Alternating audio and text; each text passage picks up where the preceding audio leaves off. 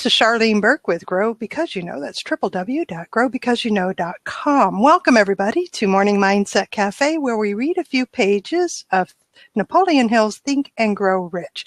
Today we'll be reading from my version, a PDF. The link is in the comments section.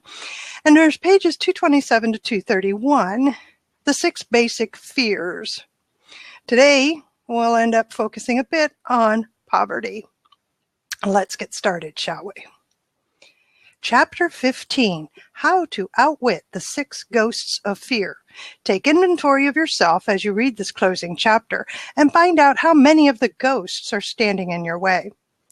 Before you can put any portion of this philosophy into successful use, your mind must be prepared to receive it. The preparation is not difficult. It begins with study, analysis, and understanding of 3 enemies which you shall have to clear out. These are indecision, doubt, fear. The 6th sense will never function while these 3 negatives or any of them remain in your mind. The members of this unholy trio are closely related. Where one is found, the other 2 are close at hand. Indecision is the seedling of fear. Remember this as you read. Indecision crystallizes into doubt. The 2 blend and become fear. The blending process often is slow. This is one reason why these 3 enemies are so dangerous. They germinate and grow without their presence being observed. The remainder of this chapter describes an end which must be attained before the philosophy as a whole can be put into practical use. It also analyzes a condition which has but lately reduced huge numbers of people to poverty, and it states a truth which must be understood by all who accumulate riches, whether measured in terms of money or a state of mind, of far greater value than money. The purpose of this chapter is to turn the spotlight of attention upon the cause and the cure of the 6 basic fears. Before we can master an enemy, we must know its name, its habits, and its place of abode. As you read, analyze yourself carefully and determine which, if any, of the 6 common fears have attached themselves to you. Do not be deceived by the habits of these subtle enemies. Sometimes they remain hidden in the subconscious mind where they are difficult to locate and still more difficult to eliminate. They're the 6 basic fears. There are 6 basic fears, with some combination of which every human suffers at one time or another. Most people are fortunate if they do not suffer from the entire 6.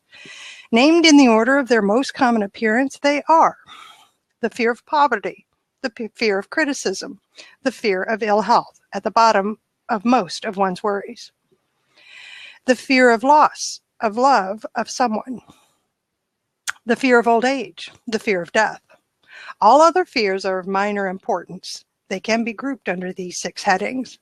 The prevalence of these fears as a curse to the world runs in cycles. For almost 6 years while the Depression was on, we floundered in the cycle of fear of poverty. During the World War, we were in the cycle of fear of death. Just following the war, we were in the cycle of fear of ill health, as evidenced by the epidemic of disease which spread itself all over the world. Fears are nothing more than states of mind. One state of mind is subject to control and direction. Physicians, as everyone knows, are less subject to attack by disease than ordinary laymen, for the reason that physicians do not fear disease. Physicians without fear or hesitation have been known to physically contact hundreds of people daily who were suffering from such contagious diseases as smallpox without becoming infected. Their immunity against the disease consisted largely, if not solely, in their absolute lack of fear. Man can create nothing which he does not first conceive in the form of an impulse of thought. Following this statement comes another of still greater importance, namely, man's thought impulses begin immediately to translate themselves into their physical equivalent, whether those thoughts are voluntary or involuntary. Thought impulses which are picked up through the ether by mere chance, thoughts which have been released by other minds, may determine one's financial, business, professional, or social destiny just as surely as do the thought impulses which one creates by intent and design. We are here laying the foundation for the presentation of a fact of great importance to the person who does not understand why some people appear to be lucky, while others of equal or greater ability, training, experience, and brain capacity seem destined to ride with misfortune. This fact may be explained by the statement that every human being has the ability to completely control his own mind. And with this control, obviously, every person may open his mind to the thought impulses which are being released by other brains, or close the doors tightly and admit only thought impulses of his own choice. Nature has endowed man with absolute control over but one thing, and that is thought. This fact, coupled with the additional fact that everything which man creates begins in the form of a thought, leads one very near to the principle by which fear may be mastered. If it is true that all thought has a tendency to clothe itself in its physical equivalent, and this is true beyond any reasonable room for doubt, it is equally true that thought impulses of fear and poverty cannot be translated into terms of courage and financial gain. The people of America began to think of poverty following the Wall Street crash of 1929. Slowly but surely, that mass thought was crystallized into its physical equivalent, which was known as a depression. This had to happen. It is in conformity with the laws of nature. The fear of poverty. There can be no compromise between poverty and riches. The two roads that lead to poverty and riches travel in opposite directions. If you want riches, you must refuse to accept any circumstance that leads towards poverty. The word riches is here used in its broadest sense, meaning financial, spiritual, mental, and material estates. The starting point of the path that leads to riches is desire. In Chapter 1, you receive full instructions for the proper use of desire. In this chapter on fear, you have complete instructions for preparing your mind to make practical use of desire. Here, then, is the place to give yourself a challenge which will definitely determine how much of this philosophy you have absorbed. Here is the point at which you can turn prophet and foretell accurately what the future holds in store for you. If after reading this chapter you are willing to accept poverty, you may as well make up your mind to receive poverty. This is one decision you cannot avoid. If you demand riches, determine what form and how much will be required to satisfy you. You know the road that leads to riches. You have been given a roadmap which, if followed, will allow you and keep you on that road. If you neglect to make the start or stop before you arrive, no one will be to blame but you. This responsibility is yours. No alibi will save you from accepting the responsibility if you now fail or refuse to demand riches of life, because the acceptance calls for but one thing. Incidentally, the only thing you can control, and that is a state of mind.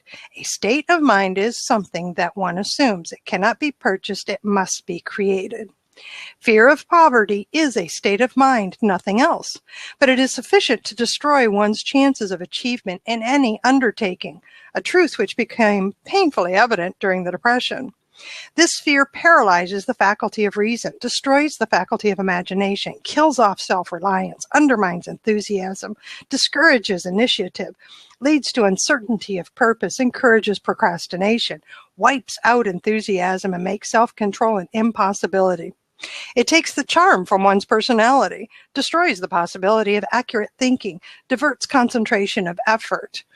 It masters persistence, turns the willpower into nothingness, destroys ambition, beclouds the memory, and invites failure in every conceivable form. It kills love and assassinates the finer emotions of the heart, discourages friendship and invites disaster in 100 forms, leads to sleeplessness, misery, and unhappiness. And all this despite the obvious truth that we live in a world of overabundance of everything the heart could desire, with nothing standing between us and our desires, excepting lack of a definite purpose. The fear of poverty is, without doubt, the most destructive of the 6 basic fears. It has been placed at the head of the list because it is the most difficult to master. Considerable courage is required to state the truth about the origin of this fear, and still greater courage to accept the truth after it has been stated. The fear of poverty grew out of man's inherited tendency to prey upon his fellow man economically. Nearly all animals lower than man are motivated by instinct, but their capacity to think is limited. Therefore, they prey upon one another physically. Man, with his superior sense of intuition, with the capacity to think and to reason, does not eat his fellow man bodily. He gets more satisfaction out of eating him financially. Man is so avaricious that every conceivable law has been passed to safeguard him from his fellow man. I'm going to stop there. And welcome everybody else into the room. Hi, Cindy. Good to see you. Ron, did who get kicked out? Oh, dear. Oh, hello, Sean. Good to see you. Kevin, yes, it is amazing content, isn't it? Mia, good morning to you. Sergey, good to see everybody here. Can you hear me? Can you see me?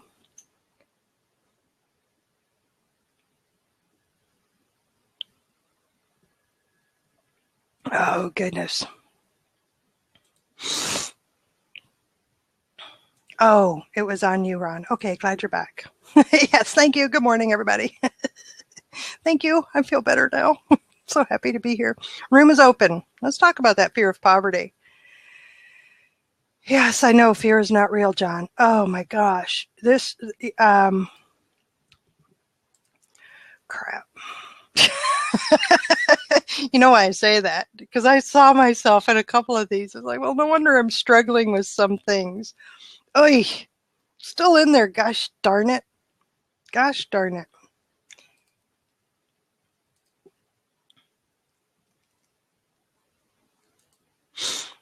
So anybody else recognize yourself? See, I intellectually, I know that fear is not real. I know that replace fear with faith and amazing things happen. I think what's coming to my mind is what's happened with me is with the advent of the internet. I, like most I've come across, regardless of age, because of my consistent use of the internet, I've become accustomed to, I'm not going to call it instant gratification, I'm going to call it quicker. My expectations of end results are, they're shorter. There's a shorter lifespan between implementation and end result. Part of it, I know, is because the campaigns, you know, I have an agency, it's an online marketing agency that works with clients, and we'll run paid campaigns and we'll run organic campaigns and what have you for our business clients. And we see results quickly. They sometimes don't measure up to what we expected, and sometimes the results aren't quite what we expected at all. Sometimes don't measure at all, so we make changes. But you see, it's pretty quick. We're talking over like 60 days, 90 days, boom, things are really rolling along. And that's been happening, of course, since I've been online. And I'm wondering if maybe that isn't what is tackling me. Progressively impatient. I was such a long-term thinker. I really was. When I hit my 30s, part of it is a fear of success. That is a good one to add in here. There is a fear of success, which of course keeps us in poverty. So it,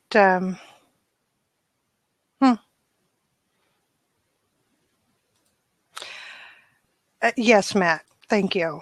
I must agree that I don't know. I can't even say I agree anymore after reading Napoleon Hill here.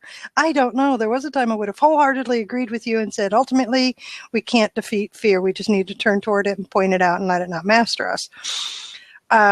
And yet, Napoleon Hill is telling us we don't have to have fear at all. There is no need for fear. Except, of course, that which is, you know, flight, fear of bodily injury. That level of fear is a response to threat, physical threat. But that's what he's telling us, isn't it? And yes, you know, John, you know I love that. Every human being has the ability to completely control his or her own mind. That's right.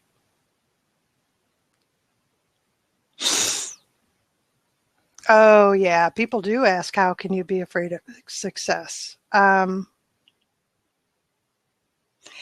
right. So, yes. So there's a few things going on in the comment section, which is pretty awesome. Pretty awesome. I admit that I do not want to be poor. Been without, don't like it. I prefer to have money. Today, we don't have it. We've been hit pretty hard with a financial issue that has taken us backwards big. So a lot of these old fears started showing themselves to me, which my previous response would have been, and my initial response was to tighten everything up. Let's just sit still, right? Don't spend any money. Don't think beyond today. Make sure that you only do what absolutely needs to be done, all controlled by fear, right? And we had this recent financial issue occur.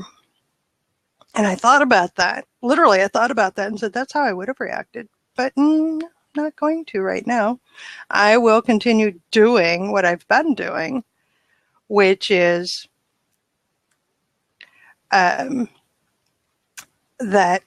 focusing on my major definite purpose, putting into action the plan that was presented to me and has been working thus far towards the major definite purpose.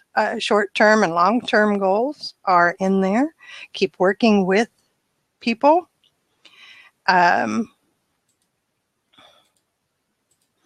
It comes down to, I recognized when the fear came up and I said, no,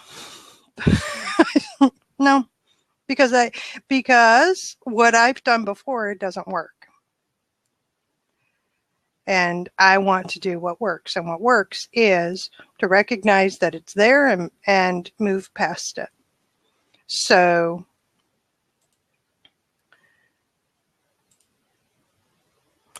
interesting comments. Your mind doesn't live in the past. Why let your mind? Yes, it's always an exercise. Listen, I'm just now getting out of this crap, okay? There are a lot of things I'm learning about me along the way. So, and no, you know what, Hunter? You want to send people over to yours? That's fine. See ya. I don't think so. I want to talk about that fear. Fear of poverty. If you demand riches, determine what form and how much will be required to satisfy you. And I'm allowing myself to be derailed. So it's still a struggle. Right? I guess that's part of the human condition that I'm in the process of learning and growing. I'm still struggling. Though I tell you right now, at least I'm struggling. There was a time I would have just sat back and cuddled the dogs. Hi, Sean. Good morning. Come on. Speaking of the dogs. Yes. Thought I could sneak out and have some peace, and they're scratching at the door. They're getting very needy. But I think, on fear, I think it is a daily exercise, because you're exactly right, Charlene. We read Hill, and we hear all these great quotes about false evidence appearing real, face everything and rise. But the reality is, it's not a switch that we can just shut off. Did I lose you guys? Dang it. Come on.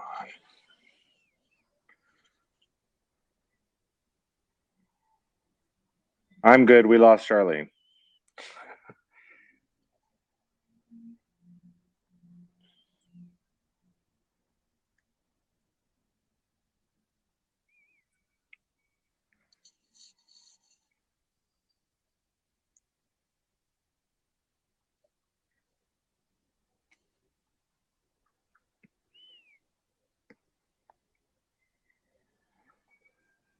Talk to us. I am not good at holding this house down by myself.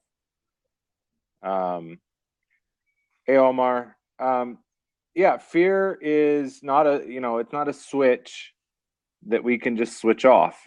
We are conditioned over life, and depending on when we embark on this journey to face down fear, we have years and years of conditioning to be afraid of a stock market crash, to be afraid of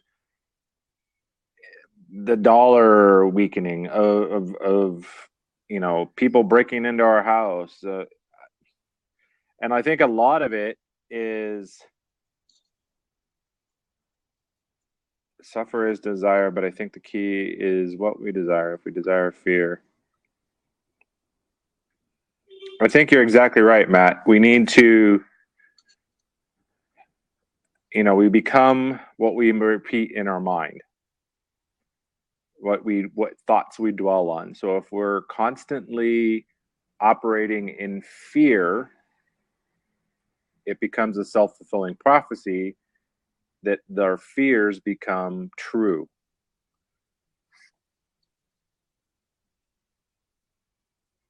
Yeah, the what if monster. I hate that one, Christy.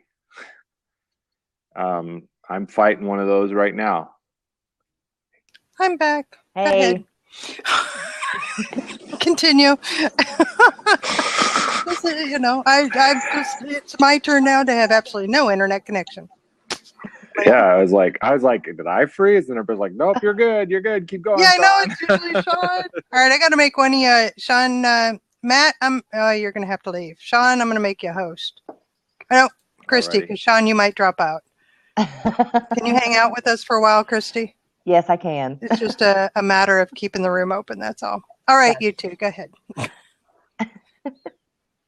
Well, I had just jumped in to follow up with what Sean was talking about, that it's practice. Because I know for me right now, Charlene, you know my situation. I've got some big decisions happening, and I'm making it through one moment at a time.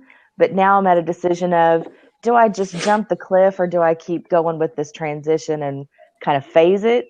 So I don't know whether to just pull the Band-Aid off or phase out. And the longer I wait, the worse it gets. So I don't know. I'm still, there's a fear of all kinds of things going on with trying to even make the decision. Yes. And that whole indecision aspect of things, I was like, right, are you kidding me? That's the thing that holds me back, because it takes too long to decide.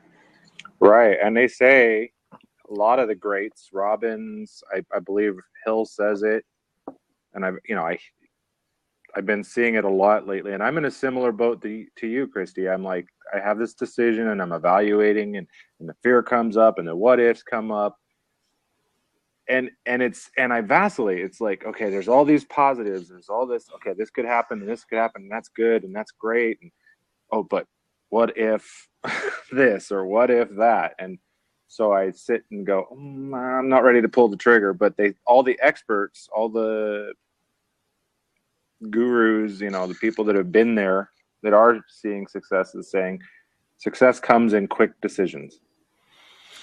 When we get to the point where, like you said, we can just rip the Band-Aid off and say, you know what, if it falls on its face, I just pick myself up. And I think that's perfect with this chapter, because that's in the end, that's our fear, that fear of poverty. Mm-hmm.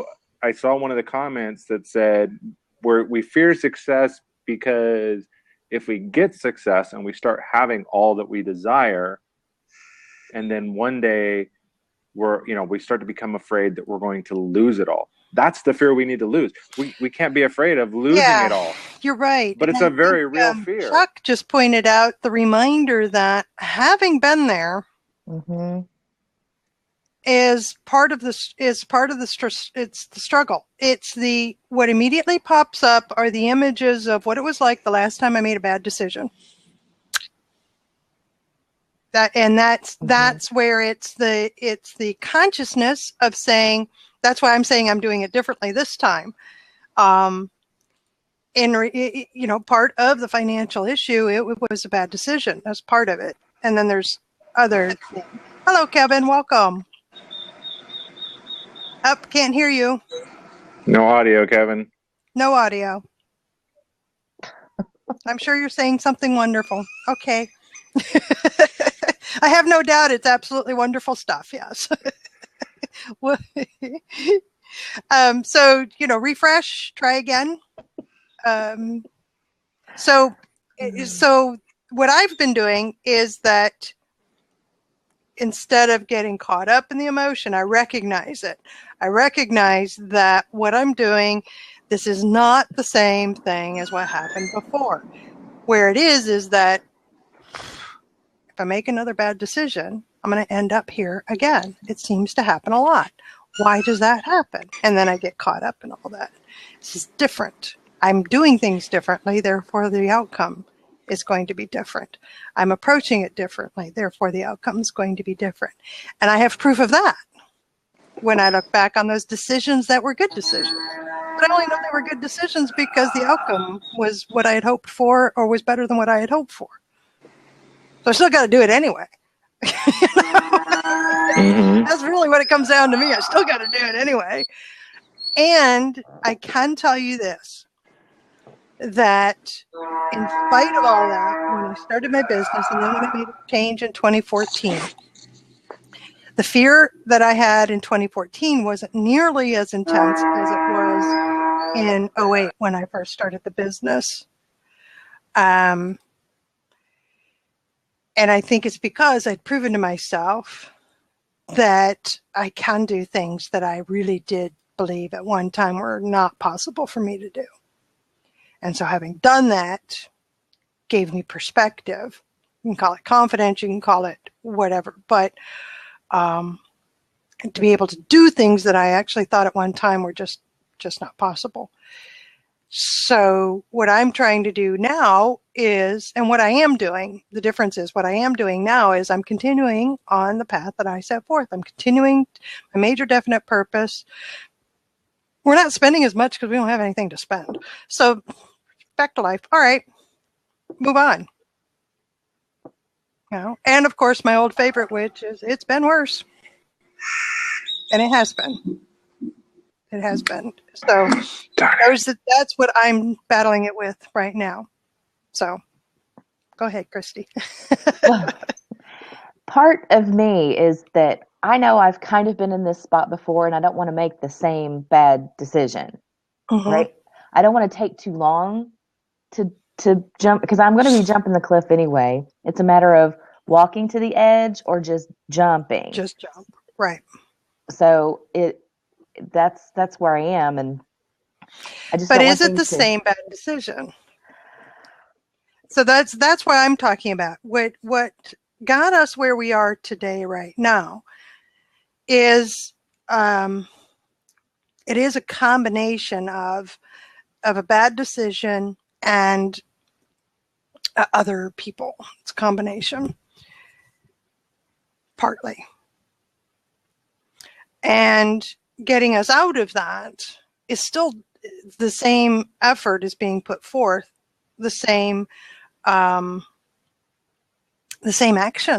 and the same type of action that got us out before, but it was a completely different situation. Oh, we can get into perception and philosophy and all that. Now, how about this? This is friggin' real, all right? So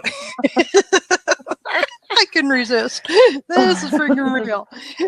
You want to write me a check? Happy to take your check right now. I'd be happy to take that check right now. There's so many zeros behind it. It's ridiculous. But if you got it, send it on to me. Be happy to take it. And so I can keep moving forward faster towards what my major definite purpose is. When see, I can laugh at that. I can say that. I can look and say, well, all right. I'm still doing that which I need to do and want to do for myself. And I think that is a lot different than what I was doing in 2008 when I first started my business. There was huge fear. I'd relied on somebody else's paycheck, meaning somebody else was paying me, right? I relied on that. Now I got to do it myself. And I made mistakes. have stumbled and all of that. It's just it's still here. It hadn't, like my husband says, you can't put me between two pieces of bread and eat me. Move on. I love your husband. He's awesome. That's what he says. That is what he says. It's just money. Horses can't eat it. You can't burn it to keep you warm. Right. And the money thing is, money is fluid. It's replaceable because we know it's going to go like this anyway. Correct. I mean, even the best people, the best millionaires out there can live. So knowing that, why is that stopping me? Why is it stopping you? Well, no, this is about you. I'm sorry. Why is that stopping you, Christy? Don't turn it on me just because it's my show. Don't turn it on me. No. Just because I'm the one that said I wanted to grow. No, don't do that to me. Sorry, that's the coach in me. That's just what I do. Yeah, I know, but that's why I love you. All right, Nikki, it was interesting. You come across as very poised and professional. You are somebody I believe people would follow. Are you open to a different way of thinking about making money? I'm not sure about that. So how about this for self-doubt? Yeah, I've been told that a lot. People will follow me. Yep, they'll follow me all along. Yep, and in 08, I've been trying to develop followers, and I ain't got many. The ones I have, I love. Christy and Steve. Hopefully you're a follower. I don't know.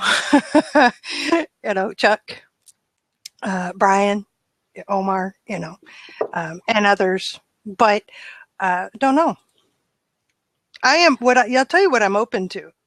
Okay, I'm going to throw this out at you too, Christy, in response to your coach coming out. Here's a good one. Nickel. Gosh, I hope I'm saying that correctly. I am so outside the box that sometimes I'm kind of glad the fear is there to pull me back in. I mean, it's honestly, I've come across people today that knew me when I first started my business, that knew me 5 years ago, that knew me 30, 40, 50 years ago, and just are stunned, and they look at me and say that you are completely different. Never would have dreamed you'd be doing this. Never would have dreamed you were able to do that. How awesome is that? They're all positive, but trust me, there's been a lot of work going into this. Go ahead, Christy. Well, you had just paused, so I was like, okay, did she lose her internet connection? And I think, for me, and I'll give everybody a little insight, because I know that there's a little bit of questioning going on and things like that of how to think. And, am I open to, let's talk about that whole living standard for a second. My history of, I've been in a coaching training business with a partner for 4.5 years now. That has not been it has not been a profit maker. I love what I do. Make no mistake, I'll do it for the rest of my life. It doesn't matter.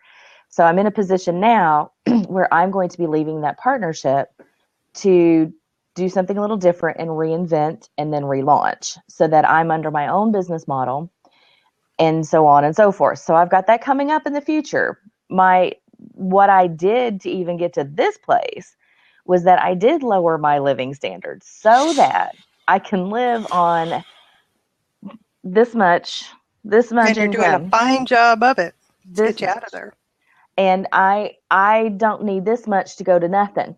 That's, there is a fear of, holy crap, I know I only get this much. And this is where I get I lecture myself all the time, because I am getting worked up over this.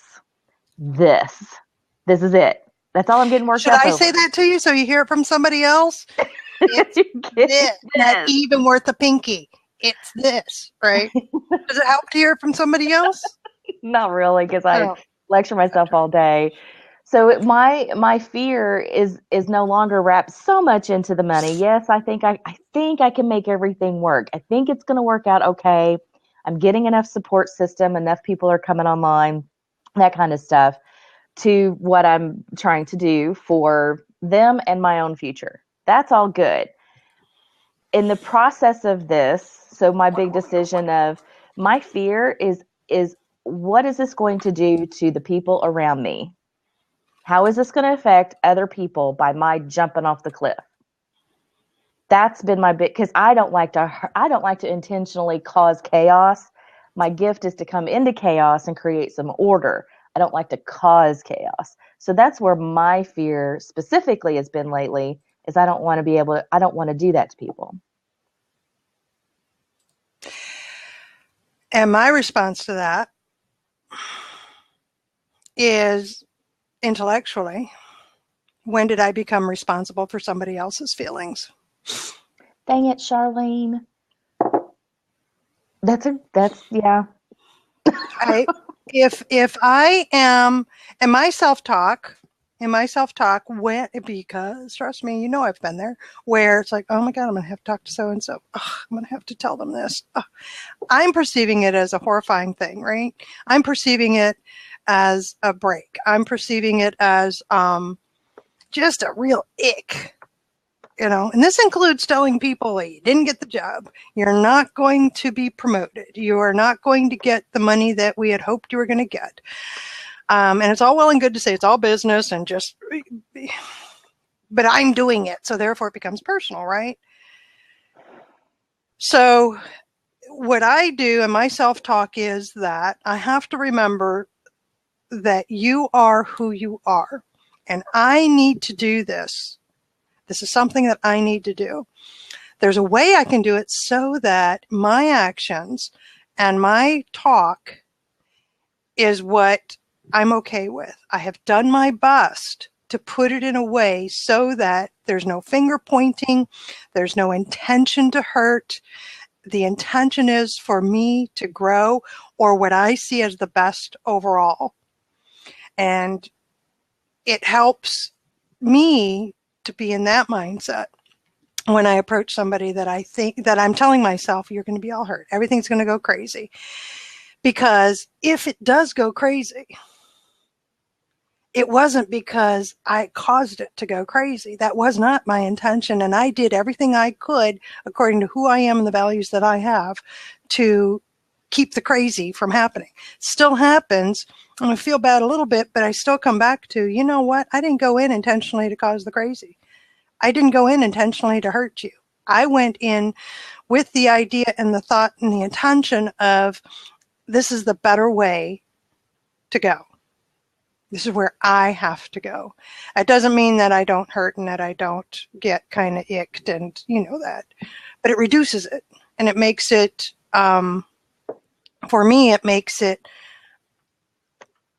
more reasonable, I guess. It brings it down instead of this huge mushroom cloud of crazy, right? That I think that I'm capable of creating. It now brings it down to, dang, I really wish I didn't hurt you, that your response was different, but it still has to be done. And I do wish, and I know I've gone into relationships and I'm really lousy at them, but you are not lousy at them. I love you. Yeah, I love you too. But it's still, I say I'm lousy because people sometimes have a hard time with my directness, but that's where the directness comes from. My thinking is that I don't want to hurt anybody. That's not the intention. And if you're going to get hurt over this, that's on you, because I'm approaching you with non-hurtful things, right? Right. I'm not saying that you are the one that caused all this pain in my life and I'm going to, it's not doing that. It is approaching you from the space of, I'm recognizing that this needs to happen. And if this is, well, I was in a business partnership. Mm-hmm. And there was one time where I had the conversation that I don't like the way you're doing things because you are not treating me as the professional I need to be treated as. I've not been paid. I expect to be paid. And I don't believe you're going to pay me. I also don't believe that you're going to do what you say you're going to do. That's a more succinct conversation than what we actually had. But it was one time which led to the eventual Here, let me just write you the check and move on. And it wasn't anything horrifying. It was scary to do because I don't like confrontation. But no, some things you just don't do. You walk away. I know with me, I place the people prior to money. I mean, of course, I want to be out of my financial situation. I would love to have enough money that money's no longer even part of the conversation. Right. But I know that I will put people first, and I make sure, because we want to do business with people we like. We want to do business with people we trust. And I don't want to ruin anybody's trust factor in any of this, because there's nothing that I'm doing that's wrong, but I know that what is going to be said out there a little bit may give the perception that I've been wrong. So there's only that a little bit, but the more that I actually do have those conversations, Sean, I will have conversations with people. I have found out that I have a great support system in this community, a great support system. I couldn't have told you that. I'm glad you're seeing it, though. I am, and I'm a support. You know what I told her to do? I told her, pack up and run. Just pack it up, go, run. I'm not doing that. She has other people to help her do what she needs to do for her. Yeah. That was my way. It was like, back up. I'm all about making sure everybody else. I mean, is I'm not all that compassionate of a person. I'm a suck it up and get over it kind of girl. However, I want to make sure I'm not running over anybody in this process. I don't want to be that person. I'm pretty much a type A, but I try to make sure I'm not running over people, because I don't want to live in poverty. I do want to live like this, but I also want the combination of this and how to win friends and influence people. So it's how do you're meshing these two greats together to live it out and practice and do that. I want to be the best person I can be. And sometimes, you know what? I just need a nap. Yes. And that goes right along with what we've been reading, is that these are states of mind. And even if it's temporary, I guess the question is, even if it's temporary, how harmful is it? Because what we're talking about is temporary. And I know that now, because when I look back over the experiences where I responded very differently and the outcome was not very good, kept me from doing a lot of different things. I'm responding very differently now, and I feel more free. I have concern that's being addressed by, no, I've got my plan of action and I'm moving forward with my plan of action, and it will happen. But I also am not completely alone in this, because I have my own accountability partner that I'm working with, and he's keeping me on track. We meet once a week and we're going over, what'd you say you do? Did you do it? Slap on the wrist. And then of course I get the look that says, why wouldn't you do that? Why wouldn't you? You're the one saying that this is what you want to do. And so that's helped me to rail against and rein in and change the way I'm thinking, which is, no, I've got the plan. You just got to keep moving with the plan. Yeah, I'm whole done with this being poor thing. I'm ready to make some money. It's I've been there. Poor is temporary. Poverty is permanent. Broke is temporary. Okay, so here's a question. That's another way to put it. Because money is fluid. Money is fluid.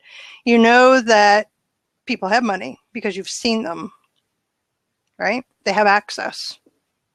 That's the way I look at it. We have access to the money.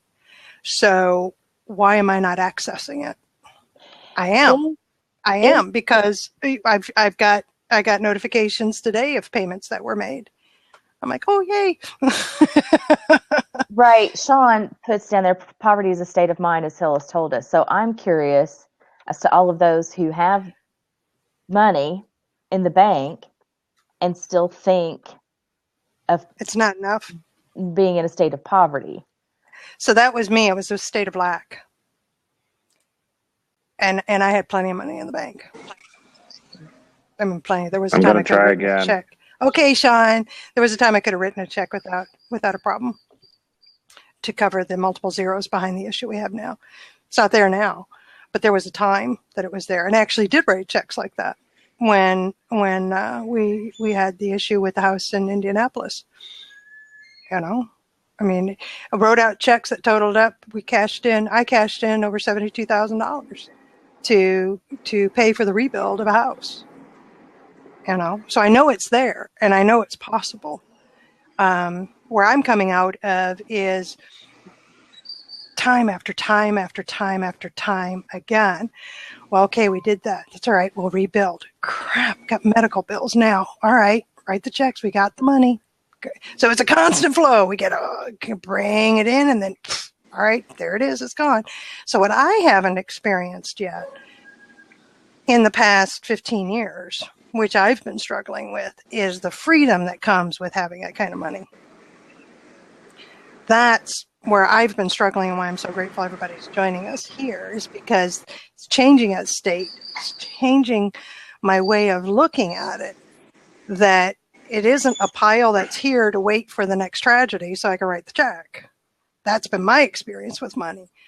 And because of everybody in here, including Sean especially, been tremendously helpful since the beginning, is that it's just ebb and flow. So when we've got it, I can feel the freedom and start doing some things that I've been wanting to do. You know, I've traveled a little bit across the country, taken some road trips and done some things, and it's been on purpose.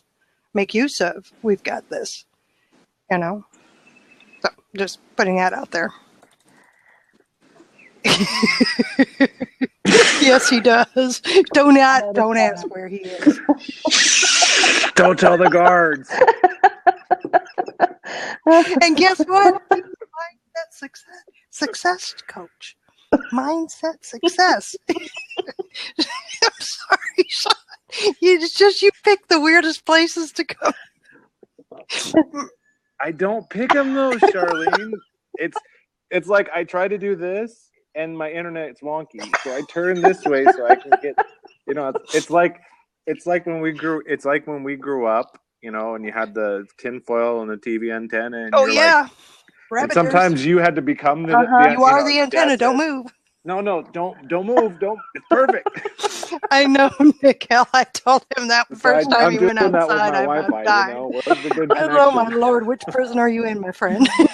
She said, I'm sorry. See, we wasted all the time laughing at Sean. Oh, good. You're back. All right, Sean. Well, just to explain to those who think I'm sitting in a prison yard who are not aware of my situation. I am not in a prison yard. I live in Antigua, Guatemala. And this is to protect me, not to keep me in. My landlord built this, and it's funny because the locals, you know, they don't build this, but foreigners are petrified of the world at large. And so not only is that double row barbed wire with big high walls, it's electrified with 10,000 volts. That just, jeez. And you want us to come over there for a retreat? Really? Oh, it's safe. Well, yeah, good point. It's mindset, Charlene. Like I said, these people have this lack mindset. This is a perfect illustration. It's a lack mindset. Everybody's worried. They're constantly worried somebody's going to die. But like you said, no. You guys were saying, it's fluid. Well, this is what's so interesting is you're saying that it's all the foreigners coming in that are afraid of the locals. It's not the locals that are afraid of each other. Right. And it's a perception thing. Yeah. Because the crime rate is not any worse here than it is in any major US city. Wow. Or, you know, any similar city of its population. It's not like there's banditos running around, you know, trying to, oh, look, it's a white person. Let's rob them. They got lots of money. I know a lot of people here, they work 2 jobs and they make $300 a month from each of those jobs. And they're happy as can be.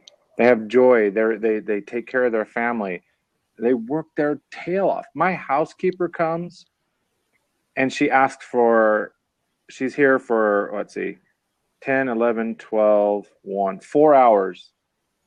And she asks for less than $10. And when I try to give her a little extra, because she's picking up dog poop and Right. cigarette butts and I mean everything. And she fights me when I try to give her a little extra to bless her. And I'm not talking a ton. I'm like giving her like $2 extra or $3 extra. It's not like I'm giving her 20, double her income. And she fights me, and she's joyful, and she's just cherubic. She's just excited to see us, and the dogs are. It's such a different world living here. Because some people living in dirt floored shacks, where they've got a corrugated tin roof with corrugated tin walls, but they're happy, and they'll say good morning to you every day when you walk down the street. And they're just, hey, we're living. We're not caught up in what everybody else has. I think that's the biggest thing we see with the prosperity of America is it's like, oh, I see this person over here and they're driving that nice car and they got the fancy house and they got the 60-inch HD 3D TV, blah, blah, blah, blah, blah. And so we want that. Ooh, I got to have that because that'll make me happy. That'll bring me joy. And Nicole, I haven't seen the bottle schools here. I've seen them in other places. But yeah, it's that lack mindset, and money is fluid. And I think you illustrated it perfectly, Charlene. We often have this, I've got this pile of money that's the rainy day fund. And that's important. It's important to have that rainy day fund. Nah, I don't have one of those right now. Big check was written. Just so you know, big check was written.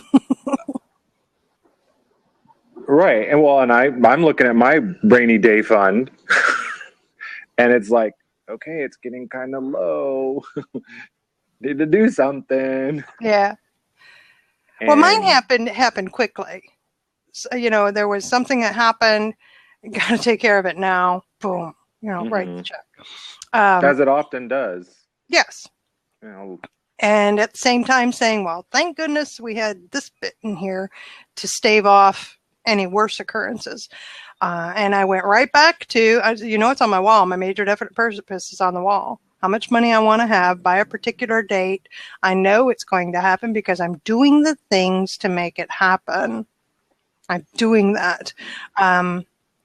I also have that image of what it's going to look like when it happens, which is very different. And honestly, I can tell you that even doing that, tell you what difference there is with me, is that before I couldn't imagine what it was like really this is what it looks like when it's there. I never fleshed it out. Now I fleshed it out because honestly, this is what happened. I was in a conversation with somebody who said, well, I wouldn't know what to do if it was a real conversation about money. I want $20,000. And I asked, I said, what would you do with it? Oh, I would pay off some debt. No, what else would you do with it? And they looked at me and I said, well, what do you mean? I said, literally, what would you do with it? You've never had that much money. What would you do with it? And so that, well, at least it's not killing him, Nicole. Right. Oh, for those watching the replay, we have some interesting comments, and then there are the dogs. So the idea was, I actually walked this woman through, literally, what would you do with it? I hand you a check for $20,000. What do you do with it? Well, I put it in the bank. Would you put it in one account, or would you put it in 3 accounts?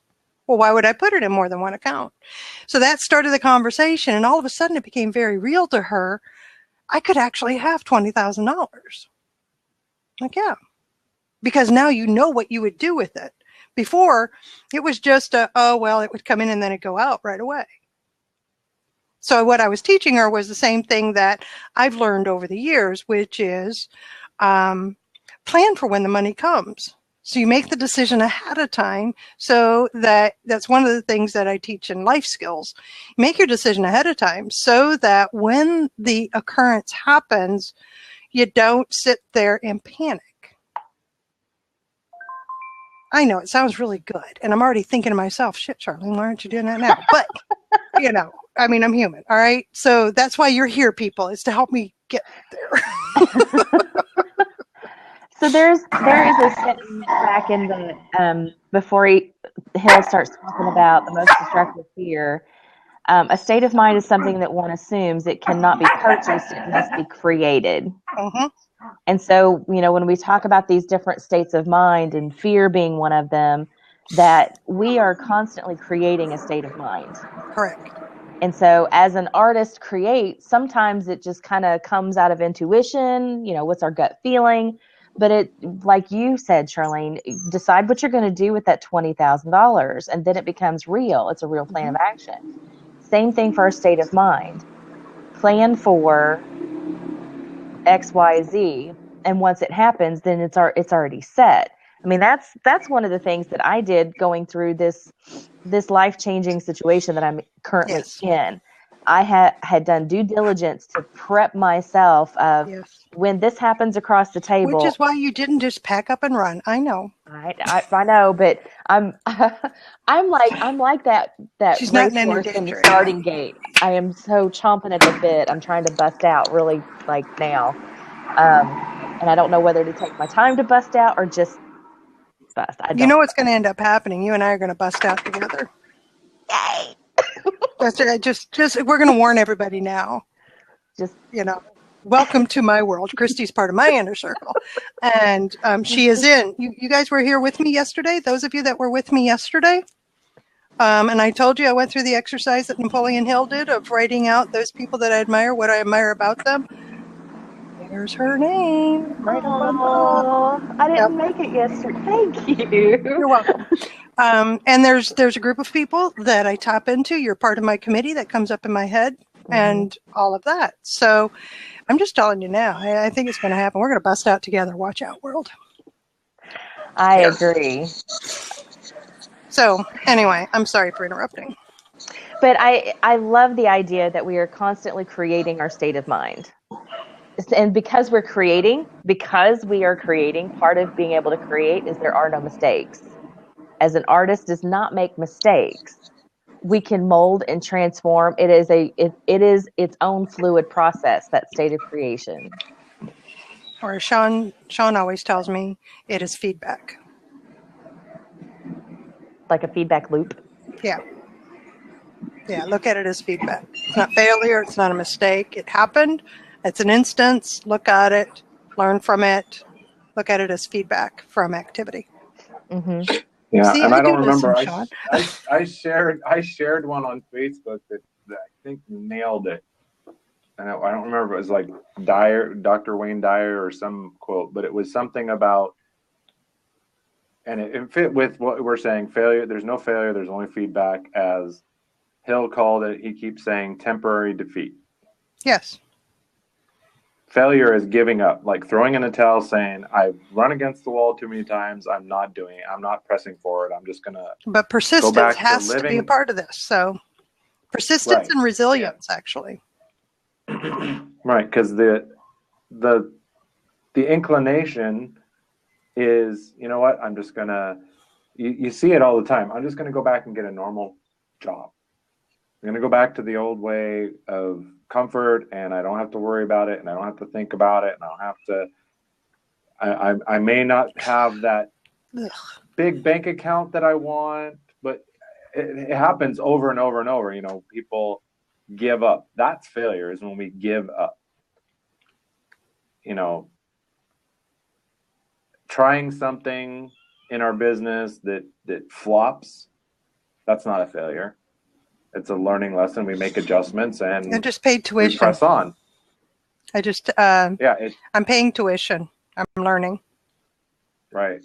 You know, and it's a lot cheaper than going to college. I can tell you that, having gone to college and a school got education. Multiple degrees. It's, you know, those cost a heck of a lot more than the tuition I've paid to run my business. Yeah. All right, so let me close out the recording. We're at the top of the hour. Let me close out the recording. I can keep the room open. And I will for 45 minutes to an hour. That's perfectly okay with me if you want to continue the conversation in the comment section as well in the live stream. So for those watching the replay, thank you so much for hanging in there with us and putting up with our bit of silliness there. This is Charlene Burke with Grow Because You Know. That's www.growbecauseyouknow.com. Today we've been talking about changing your state of mind because you can. That is something you have control over. And that fear of poverty is what will keep us in poverty. So I encourage you to move forward with the day on purpose, with purpose, to grow your heart, grow your mind, grow your business.